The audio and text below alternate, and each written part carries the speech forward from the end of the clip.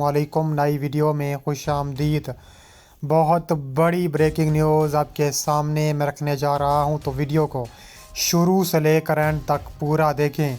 चीन ने लद्दाख की सरजमीन फतह कर ली। मोदी का भांडा फूट गया। कई मील पर फौज का कब्जा। 2100 किलोमीटर पर चीन ने कब्ज़ा कर लिया। वीडियो की तफसीलात में आगे बढ़ने से पहले आपसे छोटी सी गुजारिश है कि हमारी वीडियो को लाइक कर दें, चैनल को सब्सक्राइब करके बेल आइकन पर ज़रूर क्लिक कर दें। बहुत बड़ी ब्रेकिंग न्यूज़ आपके सामने मैं रखने जा रहा हूं कि इंडिया और चीन के दरमियान 3440 किलोमीटर लंबी डिफेक्टिव सरहद है और उस पर 2100 मील चीन ने कब्ज़ा कर लिया है, जिसे मुश्तरका तौर पर लाइन ऑफ कंट्रोल या LAC कहा जाता है। इसकी नाकिस हदबंदी है। दोनों तरफ के सिपाही कई मकामात पर आमने सामने रहते हैं और बाज़ औक़ात कशीदगी बढ़कर तसादुम या झड़पों में बदल जाती है। कहा जा रहा है कि मगरिब की तरफ लद्दाख के इलाके वादी गलवान में होने वाली शदीद पुरतशद्दुद झगड़े के बाद से कशीदगी को कम करने की कोशिश कर रहे हैं और 20 इंडियन फौजी और कम से कम 4 चीनी फौजी मारे गए।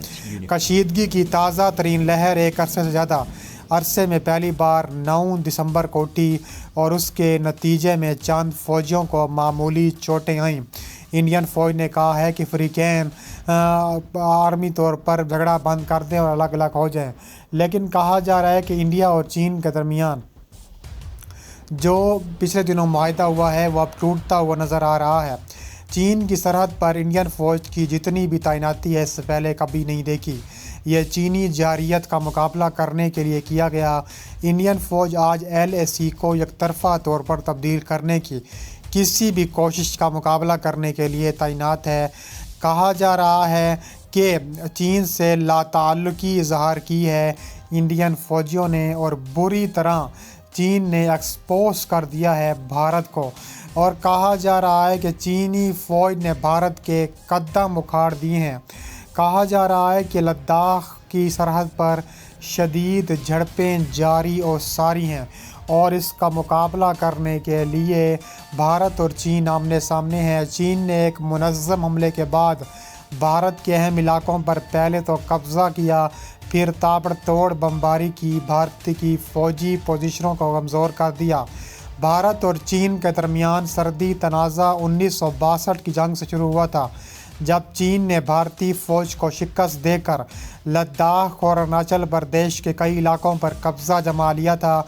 इसके बाद से दोनों ममालिक के दरमियान कशीदगी जारी है, लेकिन सर्दी तनाज़े का कोई मुस्तकिल हल नहीं निकाला जा सका।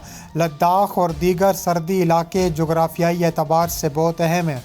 ये इलाके न सिर्फ फ़ौजी हिकमत अमली के लिए ज़रूरी हैं, बल्कि यहाँ कुदरती वसाइल बड़ी तादाद में पाए जाते हैं। पिछले कुछ सालों में लद्दाख और चीन और भारतीय फ़ौज के दरमियान कई झड़पें हो चुकी हैं।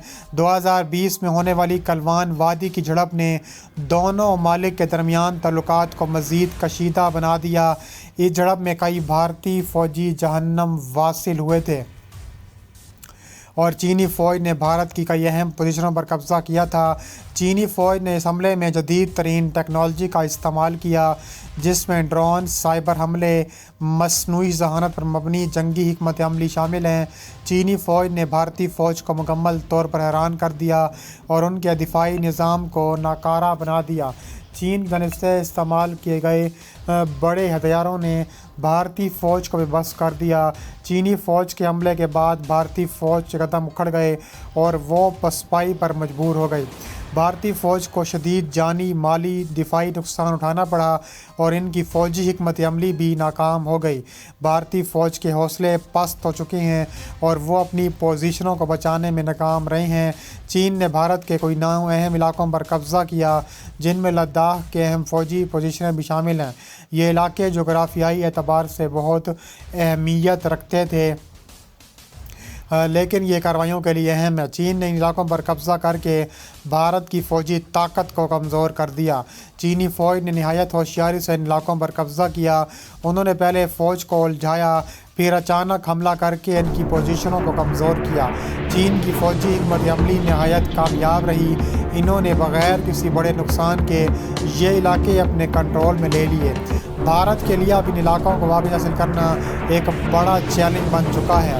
چینی فوج نے علاقوں میں اپنی پوزیشنیں مضبوط کر لی ہیں۔ بھارت کو ان علاقوں کو واپس حاصل کرنے کے لیے ایک بڑی جنگ کا سامنا کرنا پڑ سکتا ہے۔ اس کے علاوہ بھارت کی فوجی تیاریوں میں کئی خامیاں نظر آ چکی ہیں جو ان کے لیے مشکلات پیدا کر سکتی ہیں۔